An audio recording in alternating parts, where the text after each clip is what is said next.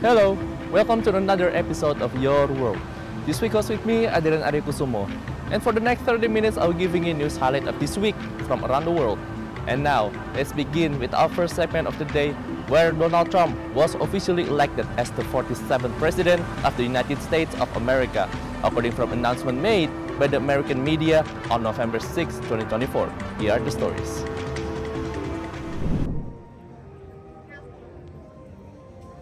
People gathered outside Rockefeller Center in New York to watch live the first results of the 2024 presidential election. Polls in the country closed at different times throughout the day on Tuesday, but by 11 p.m. Eastern Standard Time, all polls were closed nationwide except in Hawaii and Alaska. Early polling figures point to a narrow and unpredictable race. There is a winner that Donald Trump has won in the great state of Texas. Here is the footage of Trump supporters celebrating victory outside Mar-a-Lago election headquarters. Oh my God, I'm so excited. Donald Trump was officially elected as the 47th President of the United States, according to the announcement made by the American media on Wednesday, November 6th. The Republican candidate did not wait for the final results to appear before his thousands of supporters. At his side were his wife and children. At 2 a.m. local time, the businessman claimed victory. How are you feeling right now? I'm feeling blessed. Thank you, God. He sent in this great man for saving us, this country, for saving our children to the pedophiles. And he want peace, he want economic, and he want the best for this country. And Philip, why was it important for you that Donald Trump, he's going to win today if he wins? Total rationality. He wants to bring American families back together and create protection for the children, economic boosts, and drill, baby, drill. I just want to say that I'm very excited that Donald Trump is our new president. I think the country has a significant downfall, and we need a president that's ready to stand on their feet after 2 assassination attempts and ready to serve for us. And so what do you think, if Donald Trump he becomes president, what do you think that he'll be able to do? How will he change America? I think he's going to definitely change the immigration system. I think there's a large illegal immigration system right now in the country that needs to be rectified. I think the economy is going to be much better. I think he's going to stop sponsoring other countries and paying for wars with Russia, Ukraine, Israel and Palestine. I think that Trump is going to change a lot for the education in schools for students and parents. I think he's going to be great as a president.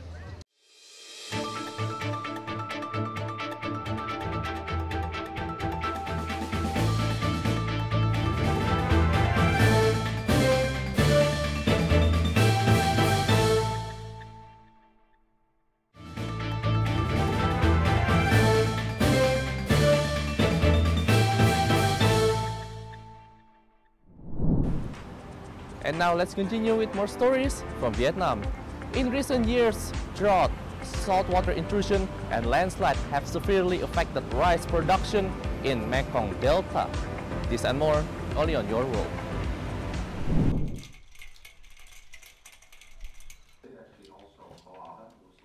Between the 2nd and the 4th of November, so yesterday, 105,000, over 105,000 children, actually 105,000 children, 261 under 10 year, have been vaccinated, and almost 84,000 children provided vitamin A.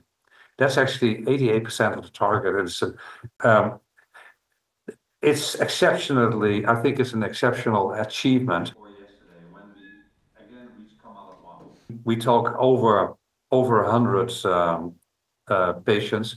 I think it's even 113 or something like that. And the larger group of patients. So what's happening? So these patients are prioritized. They are on the Ministry of Health priority list. Tonight they will be gathered at the European Gaza Hospital, and tomorrow from 6 in the morning, that's the plan, they will be brought to Kerem Shalom. And then across. And then from Kerem Shalom, they will go to Ramman Airport, and the majority of the patients will go to the UAE. We put in this request time and again to bring medical and surgical supplies and medications for approximately 1,000 interventions to deliver 10,000 liters of fuel, deliver food and water, and 50 units of blood. For unclear reasons, we were not facilitated. There's 3 hospitals in North Gaza: Kamal Adwan, Al-Ada, and Indonesian hospital. Indonesian hospital is not functional, and Kamal Adwan and Al-Ada are minimum functional. There are no functional primary healthcare centers or medical points in the north of Gaza. All our former missions, we also saw numerous. A lot of people, the estimation is 150,000 people left, but were forcibly evacuated and fled. But it is it's vital that these hospitals remain functional.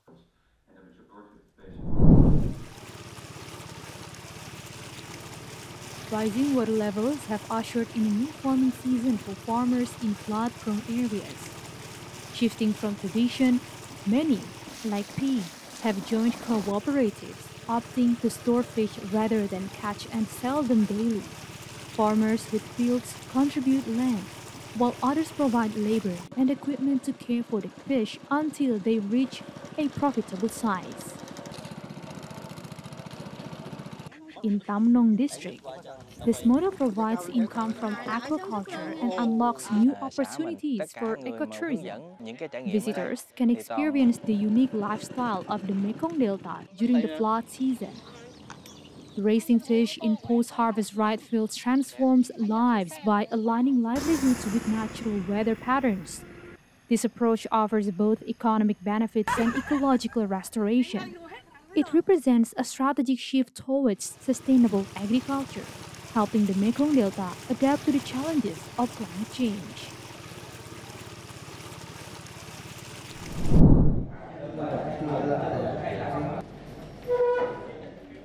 In a telegram issued on Monday, the Prime Minister requested the People's Committees of 28 coastal provinces and cities thoroughly handle IUU, illegal, unreported, unregulated fishing before November 20th.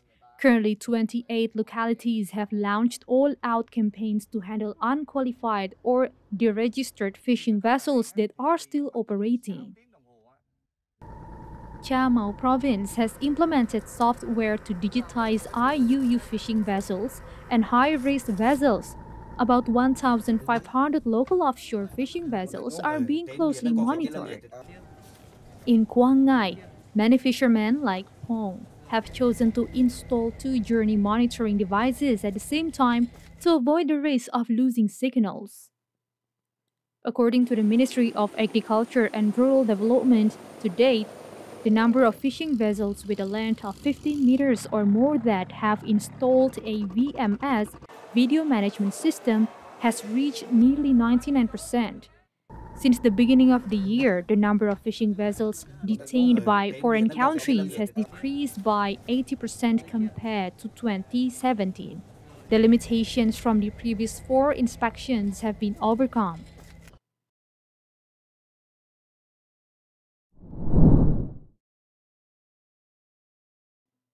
The cabinet approved a budget of 2.5 billion baht from the Central Fund to help farmers affected by this year's flooding. About 1.5 billion baht will be used to fund 5 projects aimed at improving the productivity of rice farmers. The rest will be used to buy pesticides and rice seeds for farmers so they can start cultivation as soon as the flood water has receded.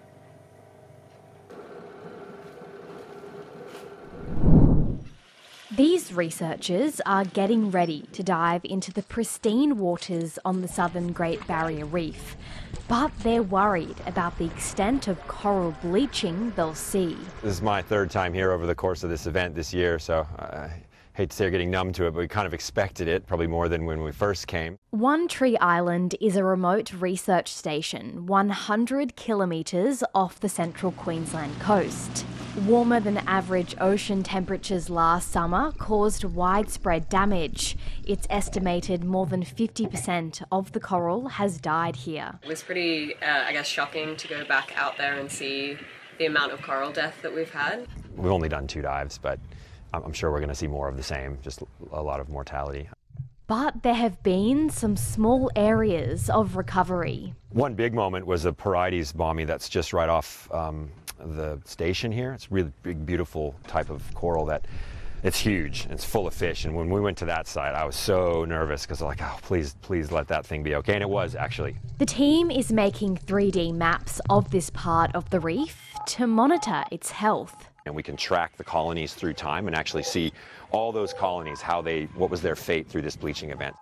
This tiny island is one of only 2 parts of the Great Barrier Reef which is an orange zone, meaning it can only be accessed for education and research purposes, and is a no-go zone for tourists. You're so far out from everything, which is what makes it so special. Scout Wallen, ABC News, One Tree Island.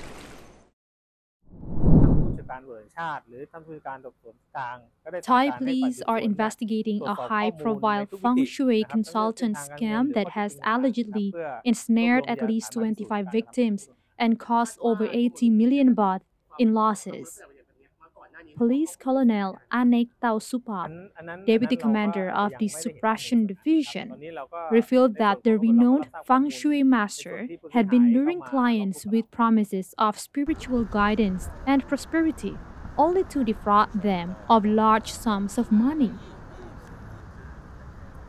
Victims reported being asked to perform rituals and purchase feng shui items and statues to rectify alleged spiritual imbalances in their homes or businesses.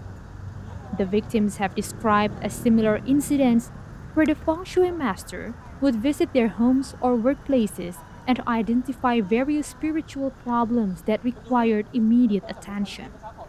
The police official added that one victim from Malaysia had also filed a complaint with the authorities.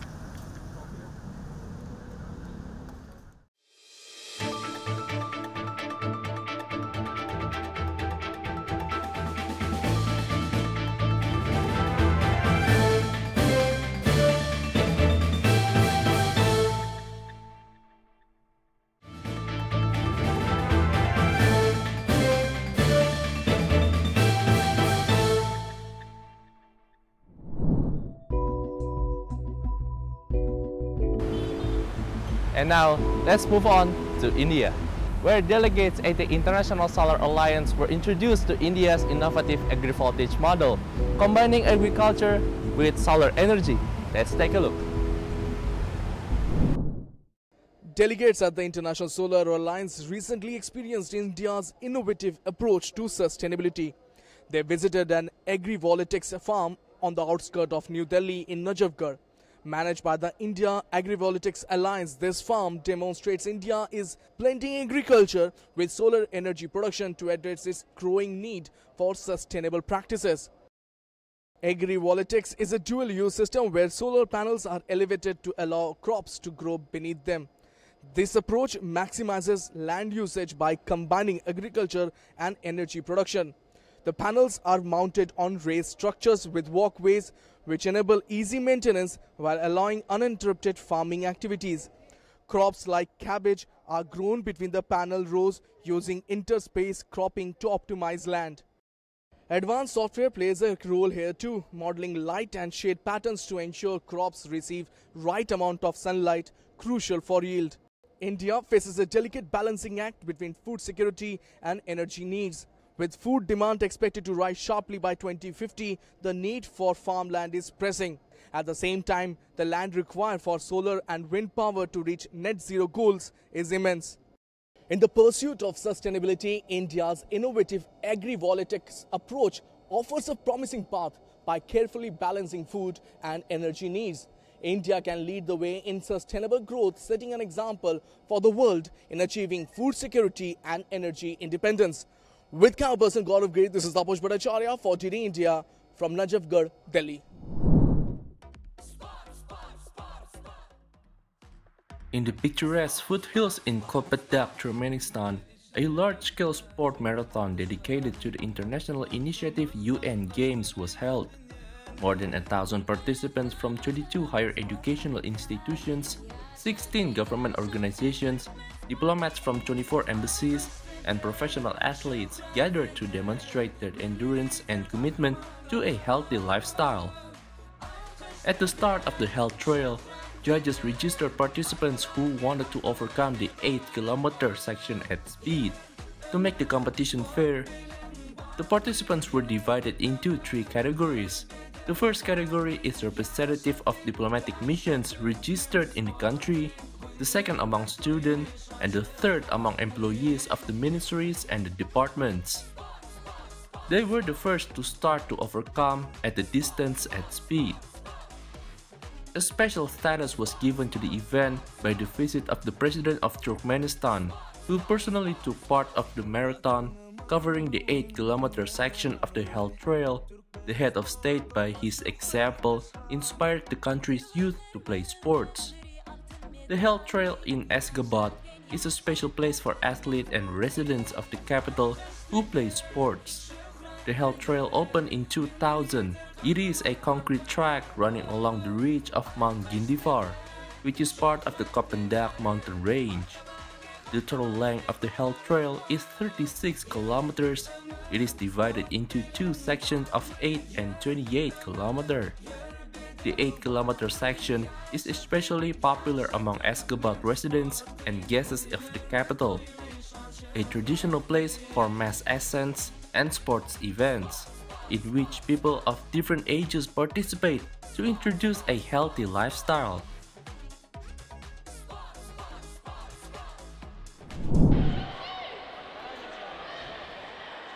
Ashgabat turned into a kickboxing center from November 5th to 7th.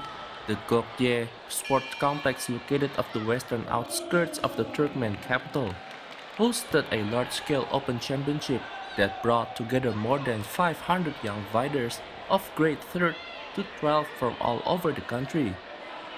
This event, organized jointly by a committee of physical culture and sports of Turkmenistan and the main department of physical culture and sports of Ashgabat, demonstrated not only the high level of development of kickboxing in Turkmenistan, but also the country's desire for international sport cooperation.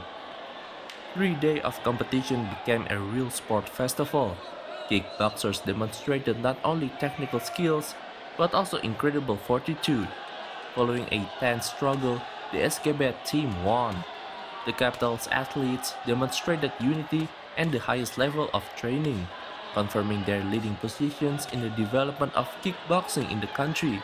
Silver medals were won by athletes from Lebap Velayat, and bronze medals were won by representatives of Dazorguz Velayat.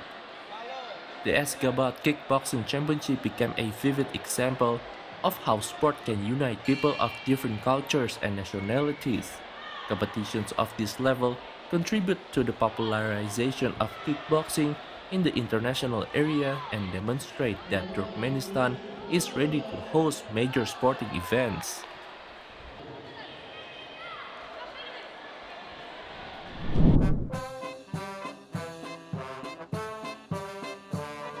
The magnificent vessel, which arrived in Phuket yesterday, is halfway through its second world tour. Visiting 32 countries over 2 years, its next stop will be Mumbai, India. The Vespucci, last seen outside Italy in Honolulu 22 years ago during its first world tour, is manned by a crew of around 300, including cadets who perform tasks ranging from cleaning the ship to climbing the mast, securing sails, and maneuvering the vessels from the bridge. It is a unique opportunity to board and explore the Italian Navy's training ship, a 3-masted sailing vessel launched on February 22, 1931.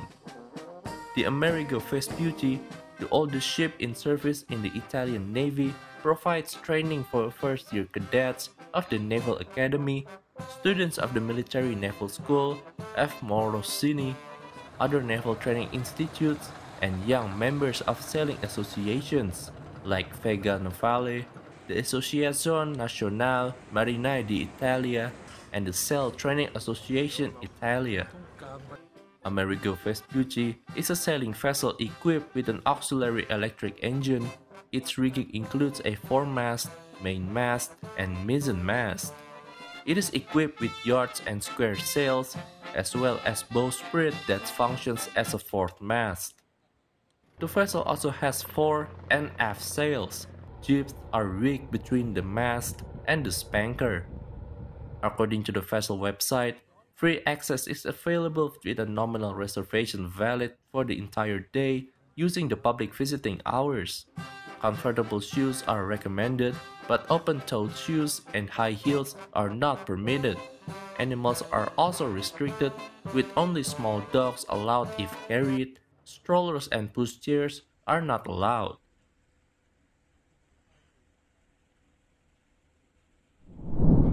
Out of the gates and ready to run. There may not be a thoroughbred in sight, but these young salties have been preparing for their big moment on the Territory's own track. A really long tail gives them that extra bit of motivation, bit of flick, those strong back legs, and as long as they look nice, fit and healthy. The event draws punters from near and far in the hopes of picking a winner in Australia's most unique race.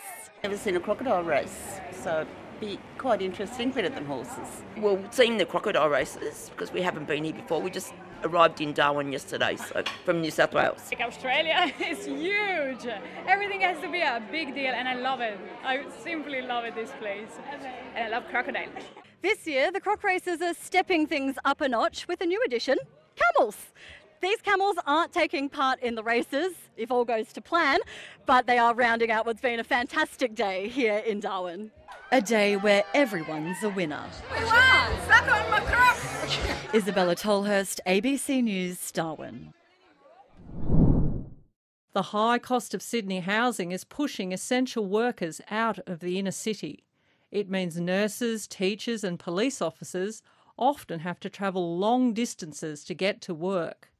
The latest figures show that for a registered nurse, the only affordable rentals are in the outer suburbs, and there are no parts of Greater Sydney where they would be able to buy a flat. The Inner West Council wants to make life easier for essential workers. It wants to turn 4 council car parks into 200 affordable units. We think that by using our public assets, in this case car parks and depots, to be repurposed as a different public asset, housing, to meet the crisis, we can make a real difference. The community response has been mixed. Affordable housing, all the way. Absolutely. Like, it just makes sense, right? Like, car parks, we've already got enough car parks. Look, I think we need car parks in this area as well, but we also need more affordable housing. Planning experts say it's important that essential workers live close to work. Lack of affordable housing near to where essential workers have to work impacts recruitment and retention, and that can have a very significant impact on how our critical essential services function.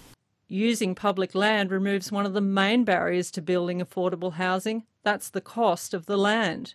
But even then, there's no quick fix.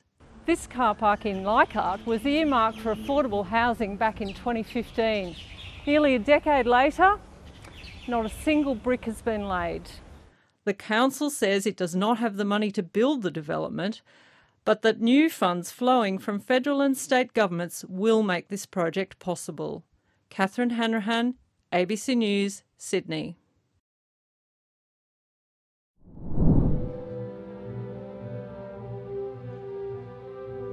The way I conduct is how I want to exist and be perceived in the world when I go about my day. Conducting may seem like an unusual path, but Sam Weller can't imagine doing anything else. At 26 years old, he is the youngest participant in the Australian Conducting Academy's first training program. I got to conduct my school orchestra on stage at the Sydney Opera House when I was 16, and so that was a sort of like gateway drug for conducting. During this program, the candidates are able to work with some of the world's top conductors and all the musicians of the state orchestras.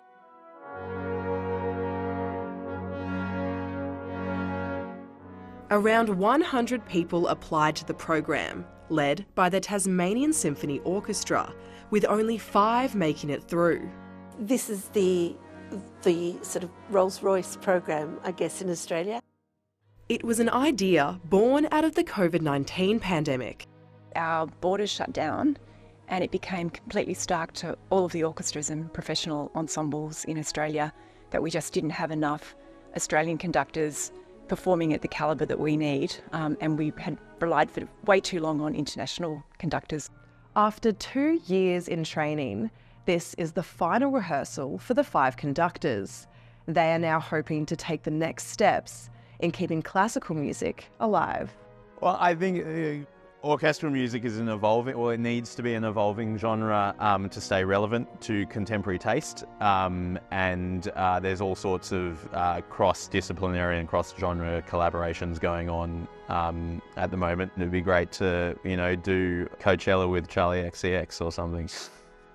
Organisers are hoping the program has a long life ahead. We need the continual investment, financial investment, but also just the moral support and the belief and the understanding that it's important to develop these Australian cultural leaders. Orchestrating careers for Australia's next top conductors. Eliza Closer, ABC News.